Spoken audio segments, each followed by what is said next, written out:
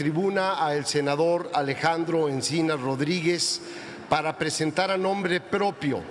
y de las senadoras y los senadores Marta Tagle Martínez, Gabriela Cuevas Barrón, Fernando Mayans Canaval y Raúl Morón Orozco un proyecto de decreto por el que se adicionan diversos artículos y un título sexto a la Ley Orgánica del Congreso General en materia de Oficina de Ética del Congreso de la Unión. Senador Encinas, en el entendido de que son dos iniciativas diferentes. Así es. Muy bien. En uso de la voz, el senador Alejandro Encinas Rodríguez. Muchísimas gracias, señor presidente. Quiero señalar que a las iniciativas que hoy presentamos los senadores Raúl Morón, el senador Mayans, la senadora Gabriela Cuevas y la senadora Marta Tagle junto con un servidor, se ha sumado ya también el senador Víctor Hermosillo, lo cual valoramos de manera importante. Antes de presentar las iniciativas, quiero señalar que el día de hoy tanto la senadora Marta Tagle como la senadora Gabriela Cuevas junto con el senador Raúl Morón y el senador Fernando Mayans Canaval y un servidor, hemos decidido integrarnos en una coalición legislativa para defender nuestros derechos como legisladores integrantes del Senado de la República para poder participar en igualdad de condiciones que el resto de los legisladores que forman parte de los grupos parlamentarios. Y si bien es cierto que nuestra ley orgánica reconoce a los senadores sin partido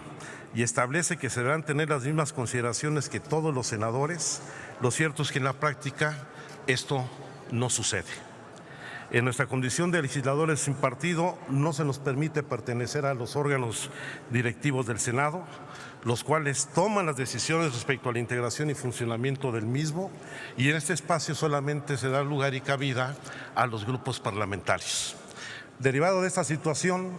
pues se nos limita o condiciona el acceso a los órganos legislativos como son las comisiones ordinarias, especiales, las comisiones bicamerales o los comités del Senado, pues al no estar representados en los órganos directivos, quedamos sujetos a criterios y determinaciones discrecionales por parte de los grupos parlamentarios para participar en las comisiones, en donde dichas decisiones generalmente se guían por el interés partidario más que por objetivos imparciales. En este contexto debemos destacar que durante esta legislatura las y los senadores que no se han integrado o hemos dejado de pertenecer a algún grupo parlamentario por no tener ya una afiliación partidaria, hemos sido objeto de una serie de actos y conductas que han tenido como finalidad limitar nuestra participación y funcionamiento en el trabajo legislativo, lo cual afortunadamente no lo han logrado, porque a pesar de estas limitaciones seguimos cumpliendo puntualmente con nuestra responsabilidad. Más aún, en el escenario actual, donde ya estamos inmersos en el proceso electoral para no solamente en la elección de presidente y el nuevo Congreso de la Unión, sino donde habrá elecciones de 8 gobernadores, un jefe de gobierno, cerca de 1,500 ayuntamientos, hay una cifra también similar de diputados locales. Lo cierto es que ahora con la reforma constitucional que permite las candidaturas de ciudadanos sin partido, este fenómeno se va a incrementar. Y es necesario adoptar, no solamente en esta legislatura, sino también la previsión para la conformación del futuro del Congreso de la Unión de cómo se va a regular el trabajo de los candidatos independientes, que ya estaba establecido originalmente en la Ley Orgánica del Congreso de la Unión y que a principios de la década del año 2000, por decisión de los mandalinatos y de las cúpulas partidarias, eliminaron la posibilidad de la existencia de grupos parlamentarios independientes. Hasta el 2009, nuestra legislación reconocía el derecho de asociación de todos los legisladores de manera libre y voluntaria, en donde independientemente de la militancia o no partidaria, con la sola existencia de 5 legisladores, se podía conformar en cualquier momento un grupo parlamentario. Esto se modificó en el ánimo de mantener el control de las bancadas por parte de las direcciones partidarias y las coordinaciones de los grupos parlamentarios, violando un precepto constitucional fundamental, que es el de la libre asociación, y lamentablemente se da dentro del propio Congreso de la Unión. Por eso, la presentación de estas iniciativas, una, a diversos artículos de la Ley Orgánica del Congreso de la Unión en materia de los derechos y prerrogativas de los legisladores independientes o sin grupo parlamentario, que busca garantizar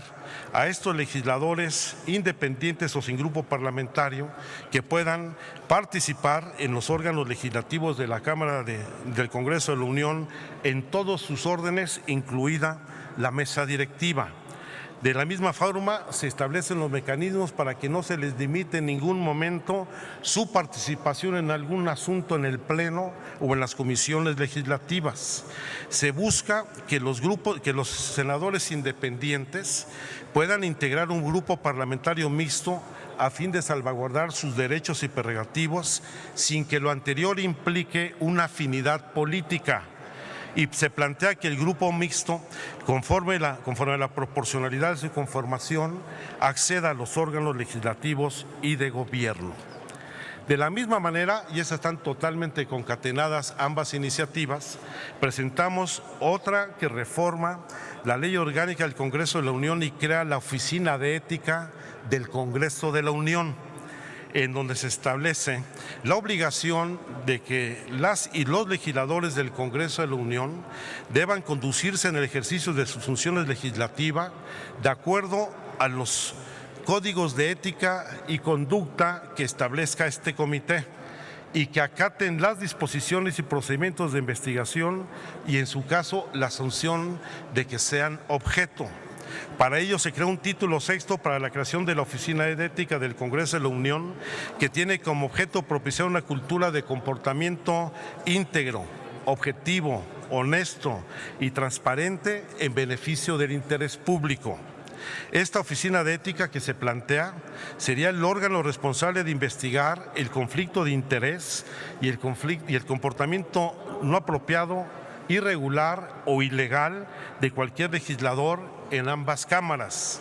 Y al mismo tiempo este comité, esta Oficina de Ética,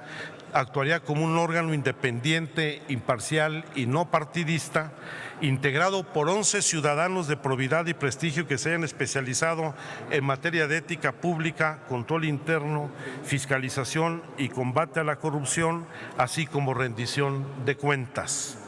La Oficina de Ética cumpliría todas las obligaciones de Parlamento abierto. Sería un órgano que tomaría decisiones de manera colegiada y daría la máxima publicidad a las quejas, denuncias e investigaciones que por oficio estén en procedimiento,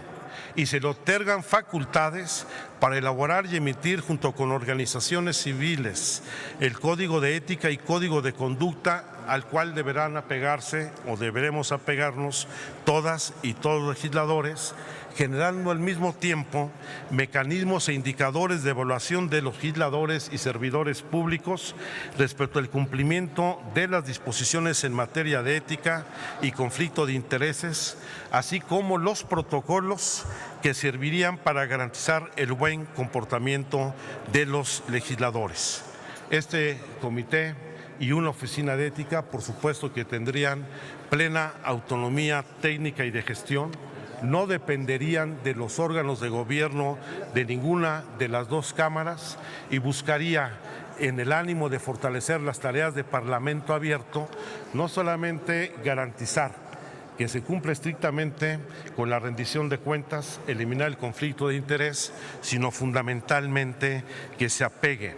a un protocolo en donde existan garantías plenas de que nuestra función pública será conforme lo establece la ley y el cumplimiento de las normas que nos rigen. Señor presidente, siendo esto un asunto de gran importancia, yo quisiera que no se le diera el turno tradicional. Yo quisiera solicitar que el trámite que se le diera a estas dos iniciativas se fundara en el numeral 1 del artículo 175 de la Ley Orgánica del Congreso de la Unión,